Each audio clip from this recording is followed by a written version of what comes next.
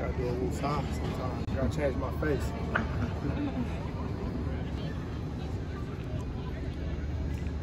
All right, well, it was good to get back to practice. That's for darn sure. You know, get guys back out here running around. Yesterday, Mondays to us is a light day, practice-wise. And, you know, you almost putting one team to rest and getting prepared for a new team. So it's good to fully be focused on BYU today and get guys back flying around. You know, right now, you're dealing with a couple guys being sick and out. You know, that's just, you know, protocol. So hopefully they'll be back tomorrow. And, you know, we continue to get guys back healthy and ready to go for this game. Has Strick been shut down for the season? No, he has not. You know, he was out running around today, and, you know, once again, he's a guy that's been handling actually some academic issues at the same time, trying to make sure he's prepared to go. And how's Keontae? Say that again? What's Keontae's prognosis for the week? Right now, it's to his tolerance. You know, it's to his tolerance and when he feels comfortable to go back out there. And at the same time, you know, our medical staff is monitoring it. What was his injury? It's upper body injury. The expectation being that Jackson will continue as starter with Keaton. Yes. That is the expectation. Any update in terms of Keaton's status? What are you expecting him to be shut down for the rest of the season? Or? I'm not. It's a muscle injury, so you know everybody heals a little differently. So I wish I could give you something better than that and just say yeah he'll be back tomorrow, but I don't know that. You guys need to go full pads on Tuesday. You guys are banged up right now. You on shells or? Well, we're a little banged up in it. It is the end of the season. You know, this is kind of like later in the season where most teams right now pretty much aren't even putting shoulder pads on at all. So for us to still put shoulder pads on, you know, credit to these guys still coming out here and being physical and flying around. At the same time, we also have a lot of guys that, you know, wasn't expected to probably play as much this year that are playing. So it has to be a big of a learning curve too, as well as being physical.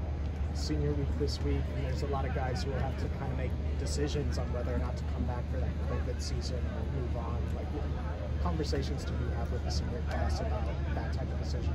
You know what? It's some guys that, you know, will have a decision to make when it comes to that. There's some guys that, you know, will be playing on Sundays here fairly soon. But there's also some guys that, you know, will have a chance to come back here and continue to contribute. You know, they got to also look at what's best for them. And, you know, hopefully some of these guys plan on coming back and, you know, helping us, you know, win a championship. What's Cortland Ford's deal? He was sick, actually. Yeah, he's sick. He's dealing with a little medical issue, and hopefully he'll be back tomorrow. In terms of Corey Foreman, we're getting towards the end of his first season. How would you describe just his progression and just his season in general? A little bit of ups and downs. You know, learning as a freshman. I definitely think that him not playing his senior year, you know, for sure hurts anybody. You know, he basically he redshirted, but it's a different kind of redshirt. You know, most people redshirt, they still live and practice and run around.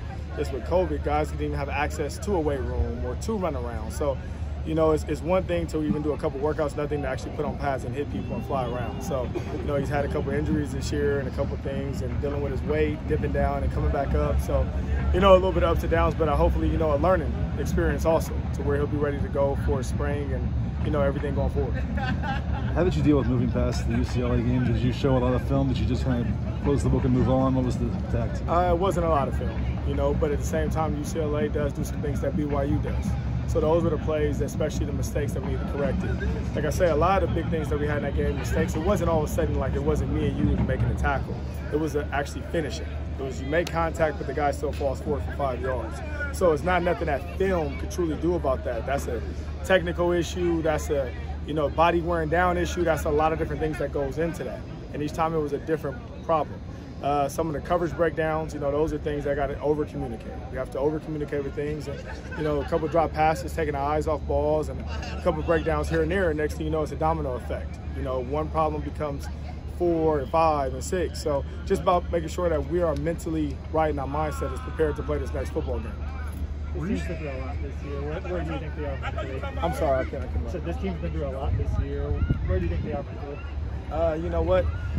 You know, it's a saying, and the saying is tough times don't last, tough people do. So, you know, I think all these guys are getting more prepared for life than just football right now.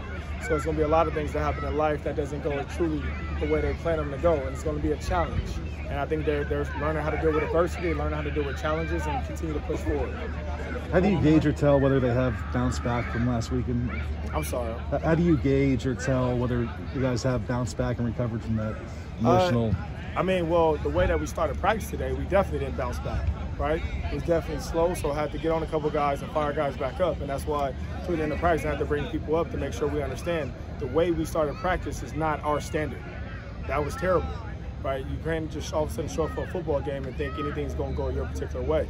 So the sense of urgency definitely has to pick up. So when we started practice, we have not bounced back, right? As the course of practice kind of went on, I felt a little more sense of urgency. I feel guys started to pick it up, but at the same time, right, coaches don't lead teams to prominence and dominance, right? It has to be player driven. And right now we need some of those leaders to continue to step up. Thank you. Thanks, Donte. Fight on.